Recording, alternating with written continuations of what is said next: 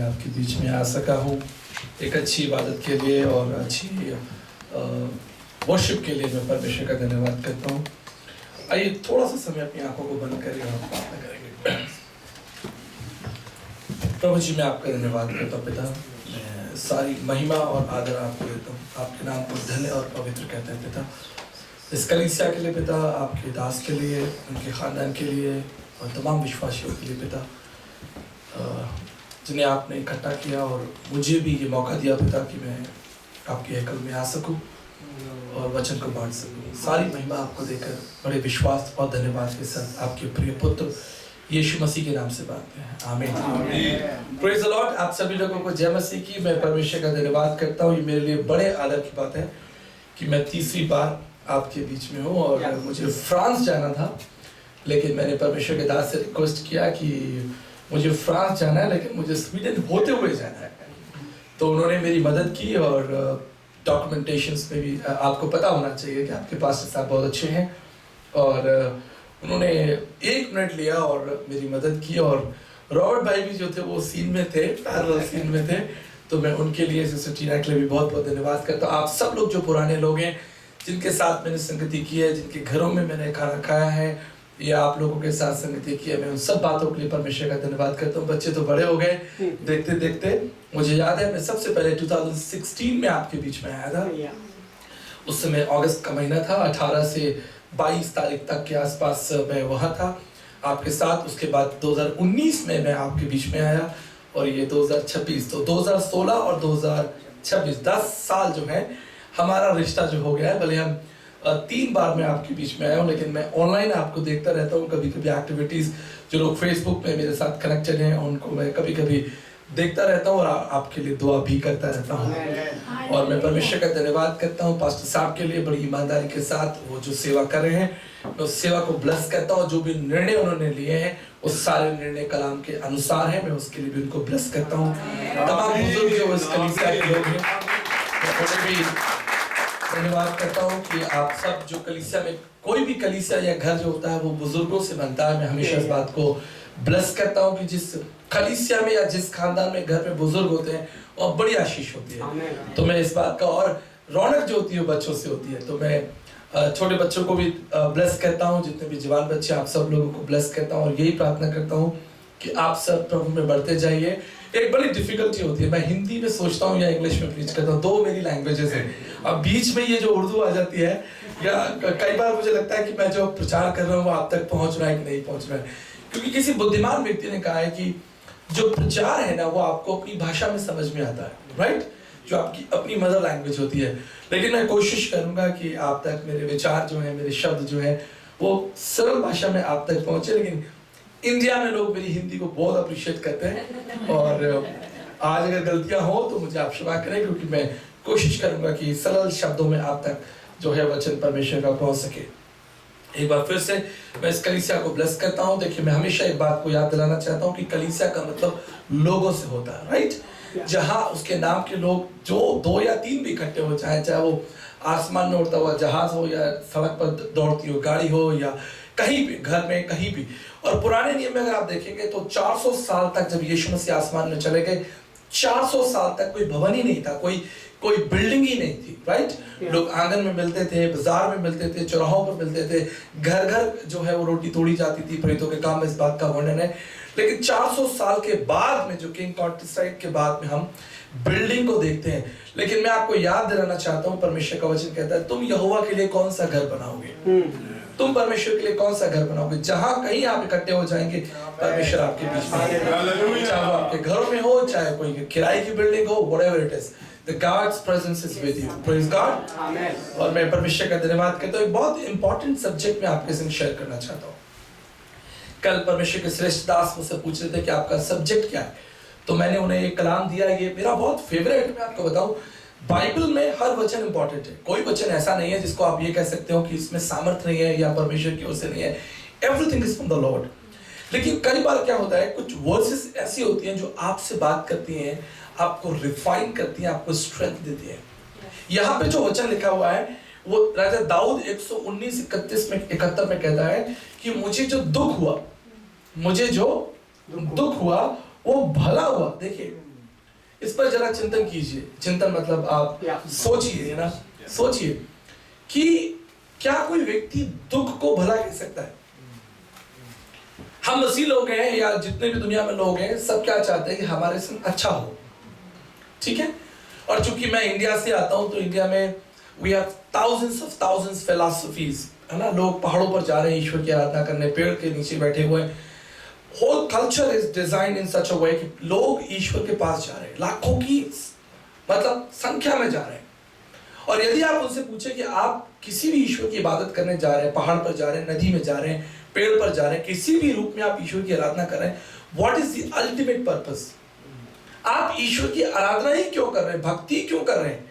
हर एक आदमी यही कहेगा कि जी मेरे जीवन में बहुत दुख है, मैं इन दुखों से पार लगना चाहता हूँ, मेरे जीवन में कष्ट है, मेरे जीवन में समस्याएं हैं, बीमारियां हैं, चिंता है। सो कुछ दार्शनिक ऐसा कहते हैं, फिलोसोफर कहते हैं, the ultimate reason to worship God is to come out from the pen.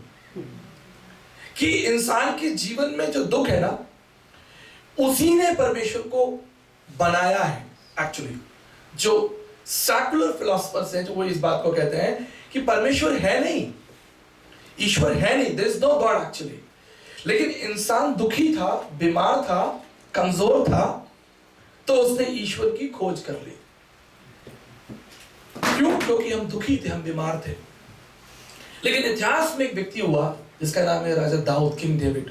वो कहता मुझे जो दुख हुआ वो भला हुआ ताकि मैं तेरी विधियों को, तेरे न्याय को सीख सकूं, तेरे वचन को सीख सकूं। What a difference. एक तरफ लोग ईश्वर के पास दुख को मिटाने के लिए जा रहे हैं, लेकिन दूसरी तरफ हम एक व्यक्ति को देख रहे हैं जो कह रहा है कि मुझे जो दुख हुआ वो ठीक ही हुआ ताकि मैं तेरी विधियों को सीख सकूं।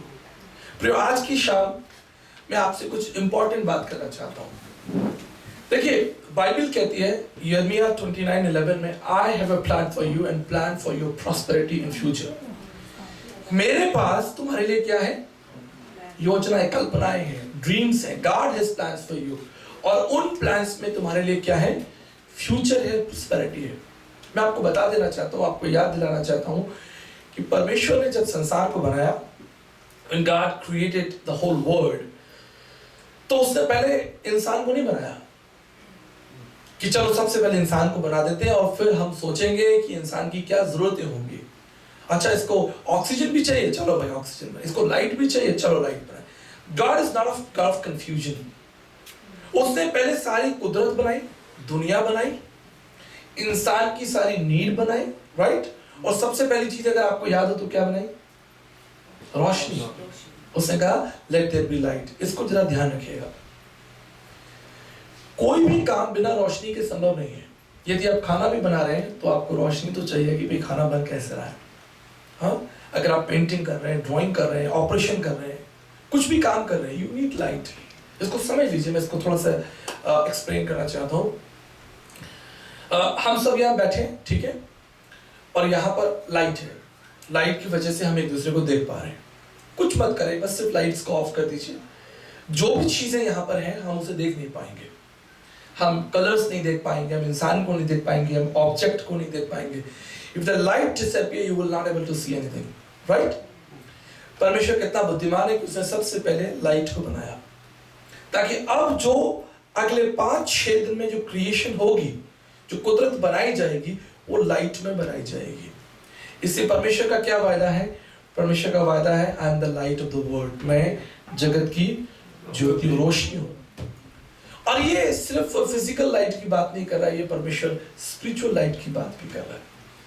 यदि आप उस परमेश्वर के साथ चलेंगे, आप अंधकार में नहीं होंगे, आपको चीजें दिखेंगी, चीजें समझ में आएंगी, आप चीजों को रेक्टिफाई कर पाएंगे, आप सोच पाएंगे कब, जब आप परमेश्वर के साथ चलेंगे। He is a light. देखिए, मैं आपको बताता हूँ, सूर्य का जो प्रकाश है, यानी सन का जो लाइट है, वो पृथ्वी पर लगभग 8.5 मिनट में आ जाता है, ठीक, 8 मिनट 20 सेकंड में आ जाता है। सीधा गॉड्स प्लान, परमेश्वर की योजना को देखिए। आज लगभग 6,500 साल हो गए, लेकिन सूर्य का जो हाइड्रोजन और हीलियम है वो खत्म नहीं हुआ। आप उस परमेश्वर के बारे में जरा सोचिए, उसको लिमिटेड मत कीजिए, उसके बारे में जरा आउट ऑफ बॉक्स जाकर सोचिए कि वो परमेश्वर है कौन। उसने कहा लेट देयर बी लाइट, और प्रकाश हो गया। फिर भी मैं आपको याद दिलाना चाहता हूं, जो सूरज है वो परमेश्वर ने चौथे दिन बनाया था। लेकिन पहले दिन परमेश्वर ने क्या बनाया? लाइट। उसने कहा उजियाला हो, प्रकाश हो, और प्रकाश हो गया। वो प्रकाश सूरज का नहीं था, क्योंकि बाइबल कहती है परमेश्वर स्वयं लाइट है, वो स्वयं ज्योति है, स्वयं रोशनी है। ठीक है, उसने चौथे दिन मनुष्य के लिए सूर्य को बनाया। आज लगभग 6,500 साल हो गए हैं, लेकिन सूर्य का हाइड्रोजन और हीलियम खत्म नहीं हुआ। ये कोई, मैं कह सकता हूं कि कोई साइंटिफिक अचीवमेंट नहीं है, इट्स गॉड्स प्लान। ये परमेश्वर की योजना है हम सारे मनुष्यों के लिए कि जब तक ये धरती रहेगी, जब तक यीशु मसीह का द्वितीय आगमन, सेकंड कमिंग नहीं होगा, ये सूर्य प्रकाश देगा। राइट? आप यहाँ बैठे हैं, बड़े आराम से बैठे हैं, कोई झटका तो नहीं लग रहा। ठीक है, हम गाड़ी पे चलते हैं, बाइक में चलते हैं या कार में चलते हैं, झटके लगते हैं। ठीक है, लेकिन 1675 किलोमीटर पर आवर की स्पीड से ये पृथ्वी जो है वो घूम रही है, और हम आराम से बैठे हुए हैं, कोई झटका नहीं, कुछ नहीं है। और केवल इतना ही नहीं, मैं आपको एक बात और बताना चाहता हूँ, जस्ट फॉर योर इंकरेजमेंट। उसके बाद मैं आपको वचन में लेकर चलूंगा। वो परमेश्वर कितना महान है। आप देखिए, कई बार सड़क पर एक्सीडेंट होते हैं, दो गाड़ियां टकरा जाती हैं, ट्रेनें टकरा जाती हैं, जहाज टकरा जाते हैं। राइट? लेकिन आपको जानकर बड़ी हैरानी होगी कि पूरे कॉस्मोलॉजी में, पूरे कॉस्मोस में, जो यूनिवर्स है, उसमें लाखों करोड़ों ट्रिलियंस ब्रिलियंस जो है प्लैनेट्स हवा में घूम रहे हैं, लेकिन कोई भी प्लैनेट जो है वो पृथ्वी से टकराता नहीं। आप जानते हैं क्यों? Because God is a wise God. वो बुद्धिमान परमेश्वर है। उसने क्या किया? हमारे पृथ्वी के ऑर्बिट में, हमारा जो पृथ्वी का जो ऑर्बिट है, जो पृथ्वी सूर्य का चक्कर लगा दिया है, वहां पर उसने जुपिटर को सेट कर दिया। जुपिटर क्या करता है? आपके घर में वैक्यूम क्लीनर है, आप क्या करते हैं? वैक्यूम क्लीनर से कचरा उठा के बाहर फेंक देते हैं। जो चीजें नहीं भी दिख रही हो, वैक्यूम क्लीनर पे आ जाता है, आप फेंक देते हैं। God is a wise God. आप उसको केवल वहां तक लिमिटेड मत कीजिए कि वो परमेश्वर है, वो हमसे प्यार करता है, उसके पास हमारे लिए अच्छी योजना है। Let me help you to understand, he's not just a loving and caring God, he's a mighty God. He's not just loving and caring like your father or like my father, but he's a mighty God. उसने यिर्मयाह से पूछा, क्या मेरे लिए कोई काम कठिन है? Is there anything difficult for me? क्या मेरे लिए कोई काम कठिन है? आप देखिए, जुपिटर क्या करता है? कोई भी प्लैनेट अगर पृथ्वी के ऑर्बिट में आने के पास, मैग्नेटिक फील्ड में आने की कोशिश करता है, जुपिटर उसको खींच के बाहर निकाल देता है। आप देखिए, और आप आराम से सोते हैं। इस पृथ्वी पर लगभग 6,500 साल हो चुके हैं, दुनिया जी रही है, आराम से हम सब लोग रह रहे हैं। क्यों? He is a designer, he is a God who makes plan.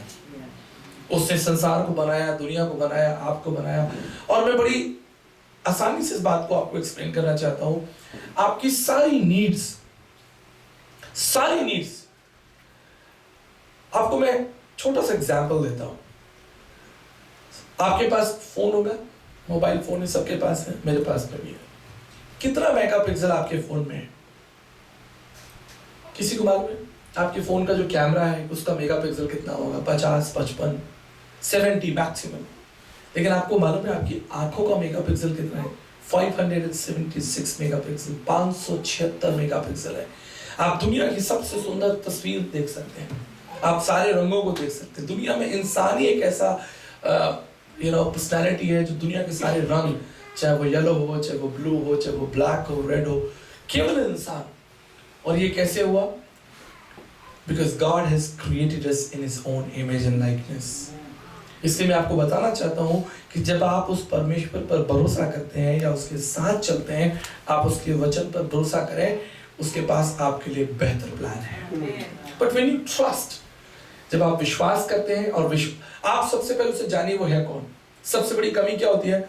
बहुत सारे लोग परमेश्वर के पास में आते हैं और प्रार्थना करते हैं, उससे प्रेयर करते हैं। मैं खास तौर पे नए लोगों की बात कर रहा हूँ। वो आते हैं, उनको लगता है कि कोई एक बाबा है, कोई गुरु है ना। हमारे इंडिया में खास तौर पर लगता है चलो सब जगह माथा टेक लिया तो यहाँ भी हम माथा टेक लेते हैं, ठीक है। लेकिन हमारी कोशिश क्या होती है? हम सबसे पहले उस परमेश्वर का इंट्रोडक्शन, परिचय उनके सामने रखते हैं कि हम किस परमेश्वर की इबादत करते हैं, किसकी वो परिचय करते हैं। इस गॉड जिसके कहने से सारा ब्रह्मांड, पूरी कॉस्मोलॉजी जो है इंसान बन गया। उसने कहा इंसान बन गया, उसने मिट्टी उठाई, इंसान को बना दिया। इसलिए आज की शाम जब मैं आपको वचन में ले जाने की कोशिश कर रहा हूँ, मैं आपको एक बार फिर से याद दिलाना चाहता हूँ कि आप जिस परमेश्वर की इबादत कर रहे हैं, जिसके लिए आप गीत गा रहे हैं, जिसके लिए आप हाथ उठा रहे हैं, वो कोई संत, कोई महात्मा, कोई स्याना, कोई गुरु, पीर, पैगंबर नहीं है। He is God of the universe. सारी दुनिया, पूरी कायनात जिसे कहते हैं, पूरा यूनिवर्स, उसको बनाने वाला, उसको संभालने वाला परमेश्वर है, और वो आपकी चिंता करता है, उसके पास आपके लिए योजनाएं हैं। Come back to the very important question. Dawood कहता है कि मुझे जो दुख हुआ वो भला हुआ ताकि मैं तेरी विधियों को सीख सकूं। मैं कई ऐसे लोगों को व्यक्तिगत रीति से पर्सनली जानता हूं जो कई मोटिव्स के साथ कलीसियाओं में आते हैं, मेरी कलीसिया में भी आते हैं, लेकिन जब कभी कलीसिया के अंदर वर्ड ऑफ करेक्शन दिया जाता है, इस पर ध्यान दीजिएगा। एक है वर्ड ऑफ एनकरेजमेंट, जहां हम बात कर रहे हैं परमेश्वर अच्छा है, वो महान है, वो आपके लिए सब कुछ करेगा, वो आपको चंगाई देगा, आपके लिए रास्ते खोल देगा, वो आपको जॉब दिलाएगा, वो सभी लोग ताली बजाते हैं। लेकिन जिस दिन वर्ड ऑफ करेक्शन दिया जाता है उस दिन तकलीफ होती है, उस दिन चिंताएं होती है, उस दिन लोगों के चेहरे का रंग उड़ जाता है, उस दिन लोग उस करेक्शन को रिसीव नहीं कर पाते। एक दिन एक परमेश्वर के दास शराब के विरोध में प्रचार कर रहे थे, क्योंकि उस कलीसिया में एक भाई था जो शराब पीकर कभी कभी आ जाता था, वो सबसे पीछे बैठता, और पादी साहब को लगा कि आज तो भाई मुझे इसको करेक्शन देना पड़ेगा। और जब परमेश्वर के दास ने वहाँ प्रचार करना शुरू किया, the young guy left the church. क्यों? क्योंकि वो करेक्शन रिसीव नहीं करना चाहता। लेकिन मैं परमेश्वर का धन्यवाद करना चाहता हूँ कि दाऊद जो एक राजा है, he is not a ordinary person. Let me remind you once again, he is not just is not a shepherd, वो कोई सड़क पर चलता हुआ गडरिया नहीं है, लेकिन जब उस कलाम को लिख रहा है, इज ए किंग। और किंग क्या कह रहा है कि मुझे जो दुख हुआ, मुझे जो तकलीफ हुई, क्योंकि मैंने शायद गुनाह किया या मैंने प्रभु जी आपके खिलाफ कोई योजना बनाई, मुझे जो दुख हुआ वो ठीक हुआ क्योंकि मैं तेरे नियम सीखना चाहता हूँ, मैं तेरी विधियों को सीखना चाहता हूँ। I want to know your plans. मैं आपको एक बात बताकर इंकरेज करना चाहता हूँ। विज्ञान में, साइंस में टर्म आता है एंट्रोपी। किसी को पता है एंट्रोपी क्या होता है? ओके, मैं आपको एक्सप्लेन करता हूँ। जब आप कोई नई चीज खरीदते हैं, नया कोई आइटम खरीदते हैं, जैसे आपने नई गाड़ी खरीदी या नया मोबाइल खरीदा, तो शुरू में बिल्कुल अच्छा होता है, फ्रेश होता है, कंपनी फिटेड होता है। लेकिन ओवर द पीरियड जब आप उसको साल 2 साल यूज करते हैं तो उसके अंदर डैमेज शुरू हो जाता है, राइट? या एग्जाम्पल के लिए आप किसी होटल में जाते हैं और आप जब उस कमरे में एंटर करते हैं, हर चीज व्यवस्थित है। होटल में हर चीज, आपने देखा होगा कि अच्छे से बेडशीट बिछी हुई है, पिलो लगे हुए हैं, आप वॉशरूम खोलेंगे देखेंगे वहां पर टॉयलेटरीज रखी हुई हैं। लेकिन वही कमरा जब आप 3 दिन रहते हैं और 3 दिन रहने के बाद आप उस कमरे से बाहर निकलते हैं, कहीं तौलिया पड़ा हुआ है, कहीं कचरा पड़ा हुआ है, कहीं सारी यूज्ड चीजें इधर उधर पड़ी हैं। That's called entropy. यानी जो चीजें व्यवस्थित थी, ठीक थी, उसको क्या किया गया? उसको डिस्टर्ब कर दिया गया, राइट? फिर आप क्या देखते हैं? आप तो डिस्टर्ब करके चले जाते हैं, लेकिन वहां पर एक व्यक्ति आता है, दोबारा उस कमरे को ठीक कर देता है। या आप अपनी गाड़ी लेकर जाते हैं, एक्सीडेंट हो जाता है, फिर आप कंपनी में ले जाते हैं, कंपनी वाले देखते हैं अच्छा आपकी गाड़ी में डेंट आ गया, स्क्रैच आ गया, कोई नहीं, हम इसको ठीक कर देंगे। और फिर कंपनी वाले उस पीस को, उस जगह को ठीक कर देते हैं, उस जगह को नया करके वापस आपको दे देते हैं। Let me help you to understand something very important. हमारा परमेश्वर ना हमें बनाने वाला परमेश्वर केवल कि उसने हमें बनाया और बना के छोड़ दिया, अब हम जंगल में फिरते रहे, अब हम जो चाहे हम करते रहे, ऐसा नहीं है। He is God of fellowship। Bible हमें याद दिलाती है कि हर शाम को वो आदम से मिलने के लिए आता था। मेरे प्रियो, मैं आपको याद दिलाना चाहता हूँ, जब जब परमेश्वर आपके पास आएगा, वो ना केवल आपको ब्लेस करेगा, लेकिन आपको करेक्ट भी करेगा।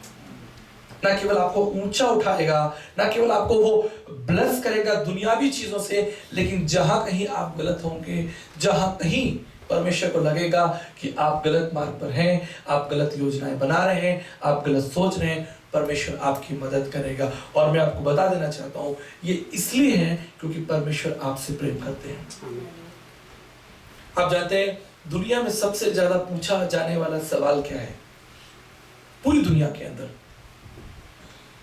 the biggest question in the world is why righteous people suffer।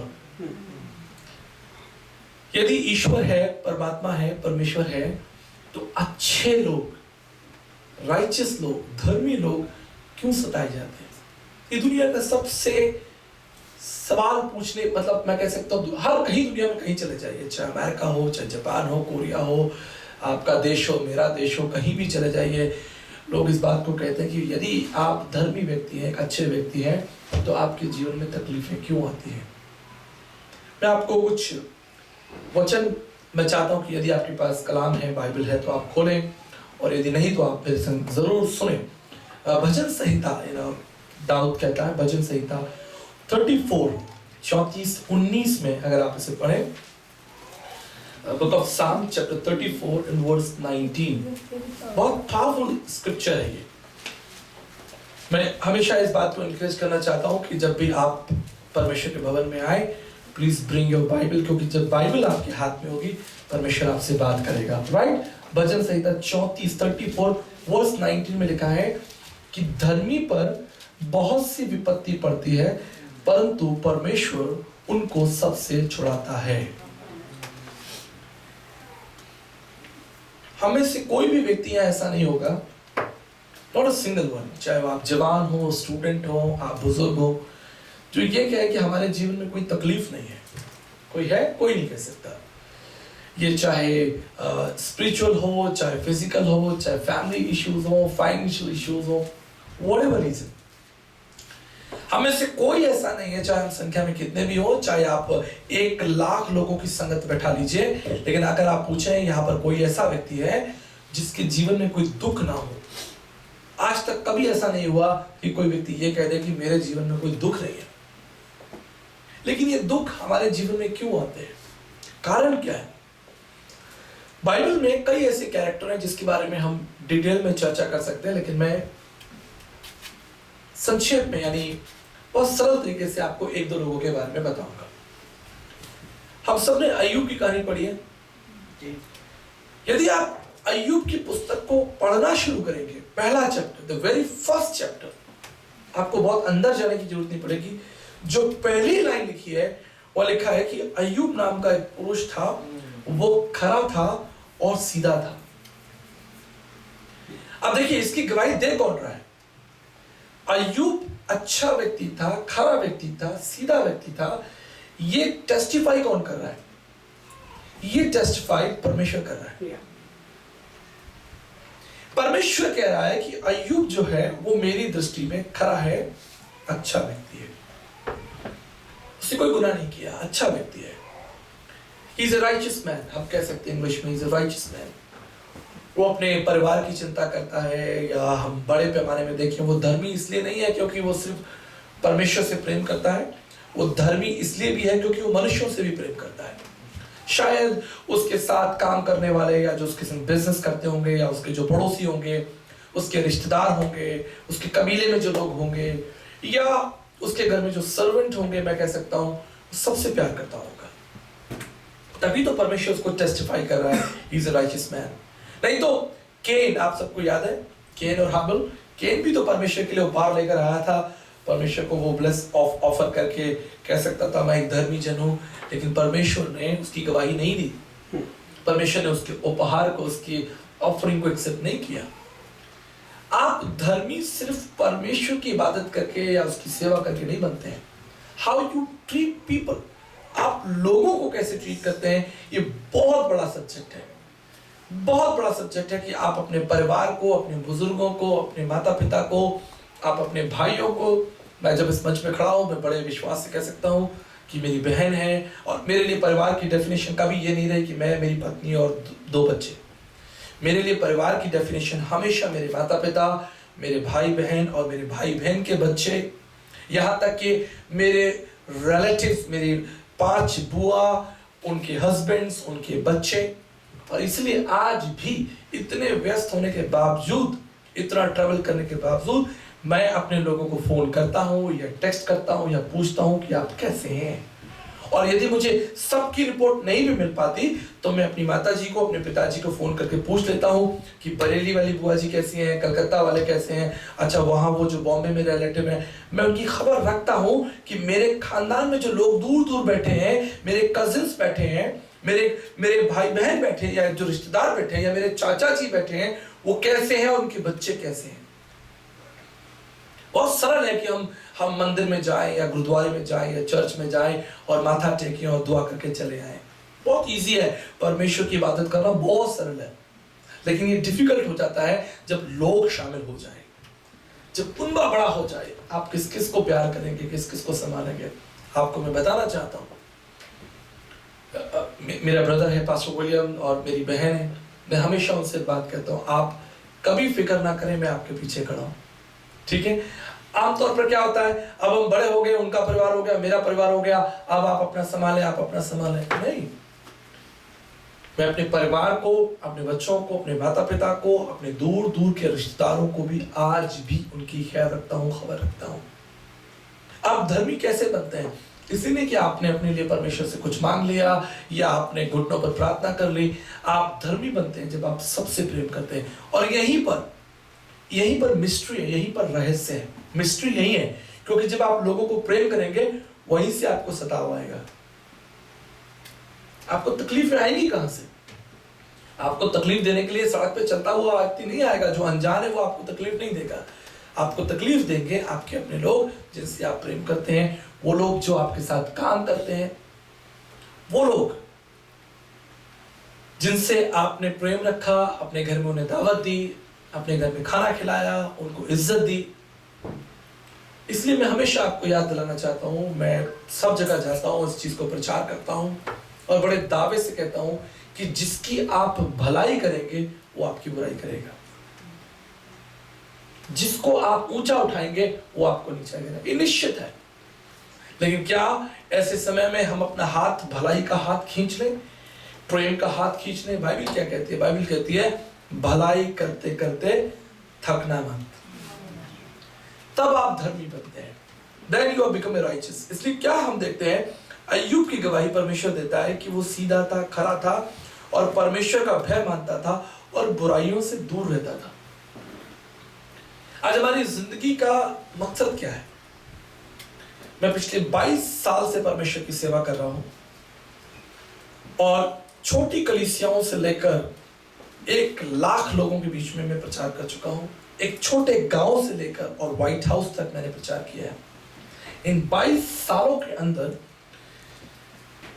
मैं बहुत चीजों को सीखा हूं। जैसे मैंने कहा, दाऊद कहता है कि मैं सीखना चाहता हूं, आई वॉन्ट टू लर्न। मैंने देखा है कि अधिकांश लोगों का, मोस्टली लोगों का जो परमेश्वर के पास आने का जो रीजन है वो है दुनियावी चीजें। आज भी आप किसी से प्रार्थना की रिक्वेस्ट पूछिए, आप पूछिए उससे कि भाई आपकी कोई प्रेयर रिक्वेस्ट है, वो आपको झट बताएगा कि मेरा वीजा का प्रॉब्लम है, मेरी हेल्थ का प्रॉब्लम है, मेरे फाइनेंशियल इश्यूज का। आपको शायद ही कोई व्यक्ति ऐसा मिलेगा जो ये कह दे कि मैं चाहता हूं कि मैं परमेश्वर को और जानूं, I want to really know God. और इसका आंसर मैं बाइबल से आपको देना चाहता हूं। अय्यूब के जीवन पे जब हम चर्चा कर रहे हैं, मनन कर रहे हैं, चिंतन कर रहे हैं, he was not only a righteous man, वो केवल एक धर्मी जन नहीं था, लेकिन एक ब्लेस्ड मैन भी था। उसके पास अथाह संपत्ति थी, दौलत थी उसके पास। इस पर जरा ध्यान दीजिएगा। वो केवल अच्छे हृदय का व्यक्ति नहीं था, लेकिन उसके पास दौलत थी। He was a rich man। उस समय अगर आप हिस्ट्री अकाउंट्स पढ़ते हैं तो लिखा है कि वो सबसे ज्यादा धनी व्यक्ति था उस समय का वो सबसे धनवान व्यक्ति था। और क्या होता है, उसकी आजमाइश होती है, उसका सब कुछ जो है ले लिया जाता है। तब second important question ever asked in history, what is that? अय्यूब का खत उसका 2 अध्याय उसके 9 पद में। और आप जानते हैं किसने पूछा? अय्यूब की पत्नी ने पूछा। Very powerful question, very very powerful and very important question. अय्यूब की पत्नी ने क्या पूछा? क्या अब भी तू खराई पर बना रहेगा? इस वचन पर ध्यान दीजिए, इस कलाम पर जरा ध्यान दीजिए, डीपर जाइए। क्या अब भी तू खरा बना रहेगा जब तेरा सब कुछ खो गया? मैं कभी कभी अकेले बैठता हूं, इस वचन पर चिंतन करता हूं, गहराई में जाकर सोचता हूं कि मेरी जिंदगी में बड़ी तकलीफें आई, निराशाएं आई, डिफिकल्टीज आई, mental, financial, emotional, family, health. क्या तब भी मैं धन्यवाद देने वाला व्यक्ति बना रहूं, एक राइचियस व्यक्ति बना रहूं? और देखिए सवाल कौन पूछ रहा है? उसकी स्त्री पूछ रही है, उसकी पत्नी उससे सवाल पूछ रही है। इसलिए मैं जितनी भी यहाँ पर बहनें हैं, मैं आपको इनकरेज करना चाहता हूँ कि जब आपके जीवन में, आपके परिवार में, खासतौर पर आपकी पति की लाइफ में कुछ आप उथल पुथल देखें, you have to be very sensitive. क्योंकि यदि ये सवाल दुनिया आपसे पूछे तो आप बड़ी दृढ़ता से, बड़े स्ट्रांगली आंसर दे सकते हैं, लेकिन ये सवाल उसकी पत्नी ने पूछा, क्या तू अब भी धर्मी बना रहेगा? It's very important for all the sisters and women sitting here, क्योंकि कलीसिया केवल पुरुषों के लिए नहीं है। परमेश्वर ने केवल आदमियों को दावत नहीं दी है, परमेश्वर ने महिलाओं को भी दावत दी। जब टाइटैनिक जहाज डूबा था तो सिर्फ आदमी नहीं मरे थे, औरतें भी मर गई थी। सदोम और अमोरा नष्ट हुआ, सदोम और अमोरा नष्ट हुआ, केवल आदमी नहीं मरे, औरतें भी मरी। जब परमेश्वर का न्याय आएगा तो केवल पुरुषों पर नहीं आएगा, लेकिन महिलाओं पर भी आएगा। A very important question ever asked in the history. Will you be still a righteous person and thankful heart while you have lost everything? जब सब कुछ हो गया। और what a great and beautiful answer, और कितना powerful जो है आंसर उस समय अय्यूब ने अपनी पत्नी को दिया है। मैं आपको बताना चाहता हूँ, हमारी जिंदगी में बड़ी बड़ी तकलीफें जिनसे आप निकल चुके हैं, आप ये कभी मत सोचिएगा जो तकलीफें निकल चुकी वो बड़ी थी। आपको कभी नहीं मालूम कि आने वाली तकलीफें और बड़ी भी हो सकती हैं। जो निकल चुकी हैं तकलीफें, उनसे बड़ी भी तकलीफें हमारी जिंदगी में आ सकती हैं। ये कुछ भी हो सकता है, कभी भी कुछ भी हो सकता है। लेकिन आपको करना क्या है, जब तकलीफें आए, चिंताएं आए, निराशाएं आए, सिचुएशंस अप्स एंड डाउन हो, आपको अय्यूब का उत्तर याद रखना है। उसने कहा तू एक मूर्ख स्त्री है। मूर्ख कौन है वास्तव में? आप जानते हैं मूर्ख कौन है? मूर्ख वो है जो परमेश्वर की व्यवस्था को नहीं जानता। मूर्ख वो नहीं है जिसने शायद बहुत ज्यादा पढ़ाई नहीं की है, वो कभी यूनिवर्सिटी नहीं गया, या वो सक्सेसफुल मैन नहीं है। मूर्ख वो व्यक्ति है जो परमेश्वर की योजनाओं को, उसके प्लान्स को नहीं जानता। इसलिए कलाम कहता है कि उसने इजराइलियों के ऊपर, ध्यान से सुनिएगा, इजराइलियों के ऊपर तो अपनी आशीषें प्रकट कर दी, मैं हिंदी में बोल रहा हूं, लेकिन मूसा के ऊपर उसने अपने प्लान्स प्रकट किए, रिवील किए। He revealed, he gave all his blessings to people of Israel, लेकिन प्लान्स ओवर मोसेस। जो इजरायली लोग थे, वो उन्हें क्या चाहिए था? उन्हें खाना पीना ही तो चाहिए था, उन्हें सेफ्टी चाहिए थी। और इसलिए इजराइल में जब यीशु मसीह की लोग वेट कर रहे थे, फर्स्ट जिसको हम कह सकते हैं, वो किस प्रकार के क्राइस्ट की वेट कर रहे थे? एक ऐसा क्राइस्ट जो आएगा, आपके सारे दुखों को हटा देगा, आपके आंसू पोंछेगा, आपके लिए सड़कें बनवा देगा, पॉलिटिकली सब कुछ ठीक कर देगा, आपके राइट्स हो जाएंगे, ह्यूमन राइट्स हो जाएंगे। इजरायली लोग उस तरह के जीसस की वेट कर रहे थे। लेकिन जो यीशु मसीह आया वो टोटली डिफरेंट था। इसलिए इजराइल के लोग प्रभु यीशु मसीह को पहचान, वो अपने घर आया और अपनों ने उसे पहचान। कारण क्या था? क्योंकि उनकी डिमांड्स पूरी नहीं हुई, उनकी ड्रीम्स पूरे नहीं हुए। यहीं पर एक थिन लाइन है, जो बॉर्डर है ना, हिंदुस्तान पाकिस्तान, वो बस वो बॉर्डर ही है। इस तरफ पाकिस्तान है, इस तरफ हिंदुस्तान है। God has not promised us to secure our dreams. परमेश्वर ने कहीं ये वायदा नहीं किया, कहीं प्रॉमिस नहीं किया, मैं तुम्हारी सारे ड्रीम्स को मैं पूरा कर दूंगा। उसने क्या वायदा किया कि मैं तुम्हें इटर्नल लाइफ दूंगा। I will give you eternal life. Eternal life का मतलब सिर्फ ये नहीं है कि आप मर कर स्वर्ग चले जाएंगे। इटर्नल लाइफ का मतलब है लाइफ वॉकिंग विद गॉड।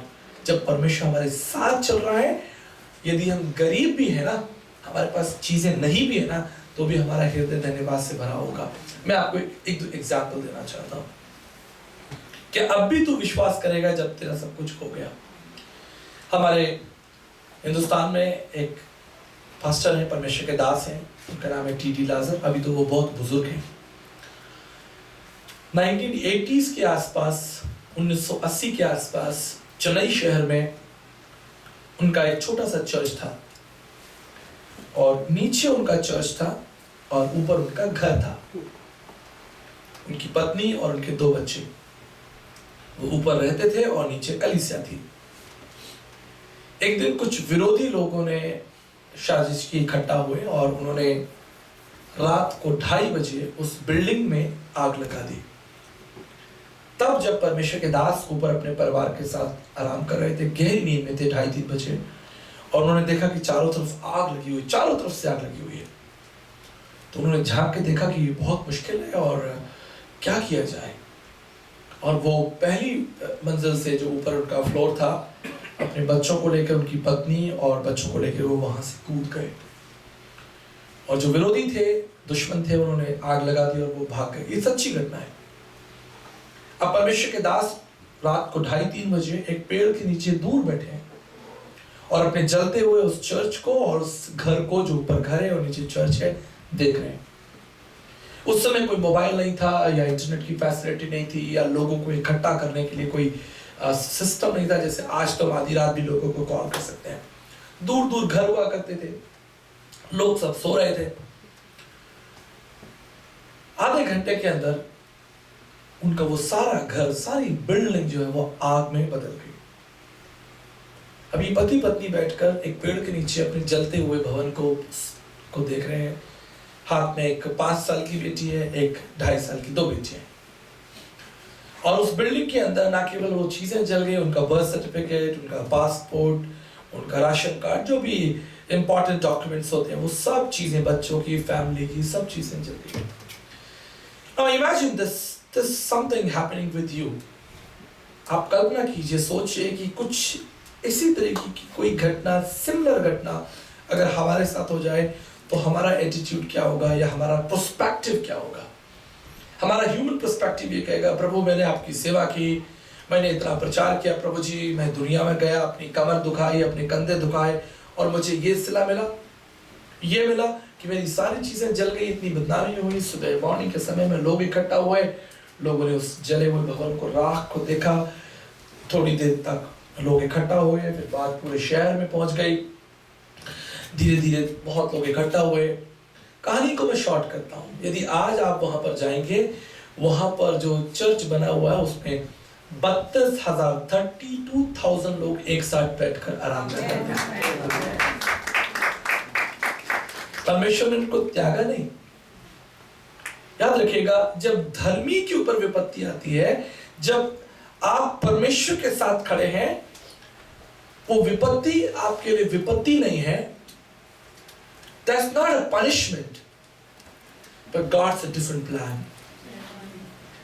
आप जानते हैं, दुनिया के अंदर, पूरे वर्ल्ड के अंदर सबसे ज्यादा इविल सिंबल अब तक क्या था?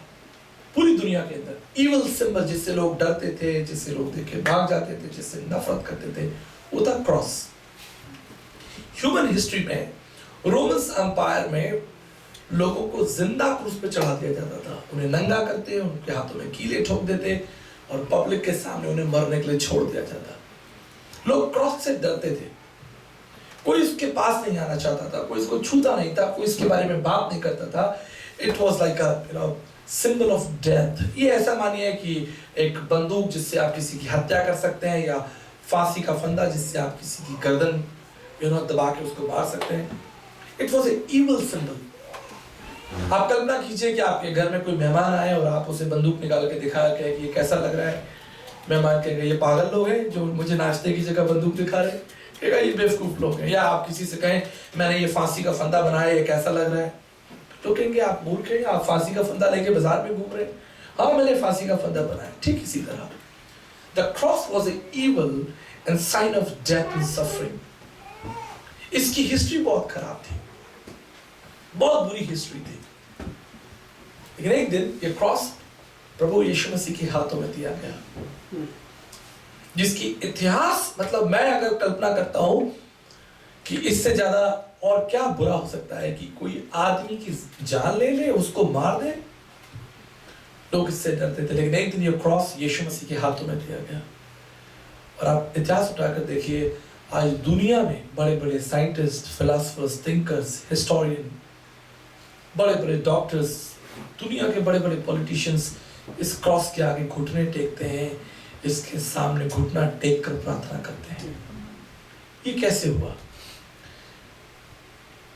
कोई तरीका ही नहीं था कि इसकी लाइफ चेंज हो जाए, कोई मेथड ही नहीं था दुनिया के अंदर कि इसकी हिस्ट्री डिलीट हो जाए। लेकिन ये हुआ जब ये यीशु मसीह के हाथों में आया। मैं आपको बताना चाहता हूं, if you have lost your testimony for some reason, if you have lost something, अगर आपको लगता है कि आपसे कोई बड़ी मिस्टेक हुई है, आपसे कोई बड़ी गलती हुई है, आपने अपनी जिंदगी में कोई गुनाह किया है, ये कुछ भी हो सकता है जो आपको याद दिलाता हो कि मैं अब एक अच्छा व्यक्ति नहीं हूं, मैं आपको बताना चाहता हूं, you still have a choice. आपके पास आज भी वो दरवाजा खुला हुआ है जहां पर परमेश्वर आपको नया कर सकता है।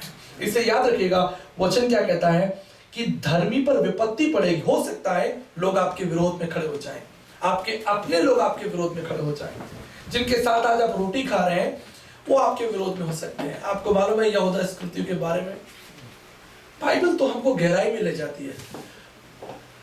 यीशु मसीह के साथ चला, यीशु मसीह के साथ खाना खाया, उसने दुनिया के सबसे बड़े प्रीचर के साथ बैठकर रोटी तोड़ी, दुनिया के सबसे बड़े हीलर के साथ बैठकर उसने बड़े बड़े करिश्मे देखे, उसके आश्चर्य कर्म देखे। लेकिन क्या हुआ, 30 चांदी के सिक्कों की उसका मोटिव चेंज हो गया। वो प्रभु के पास एक सही मोटिव से नहीं आया था, वो मोटिव रिवील हो गया। लेकिन क्या हुआ, उसने यीशु मसीह को छोड़कर 30 चांदी के सिक्कों को ले लिया और लास्ट में ले जाकर उसकी डेथ हो गई।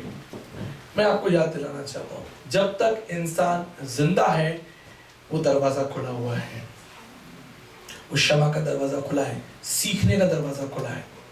इसलिए मैं आपको बताना चाहता हूं, आपको इंकरेज करना चाहता हूं, यदि आपके जीवन में किसी ने आपके साथ बुरा किया है, आपको धोखा दिया है, आप कह सकते हैं बुराई की है, आपने करना क्या है, आपने उस व्यक्ति को परमेश्वर के हाथों में सौंप देना है। आपको खुद उससे लड़ने नहीं जाना। हमारे पास एक बहुत बड़ी ताकत है, वो है परमेश्वर का वचन। कैसे, मैं आपको बताता हूं। निर्गमन 14:14, एक्सोडस 14:14, यहोवा आप तुम्हारे लिए लड़ेगा, परमेश्वर तुम्हारे लिए लड़ेगा। उसे आपको प्रोसेस में ले जाना है। कई बार हम प्रोसेस में जाते हैं और हम प्रोसेस में जाने से तो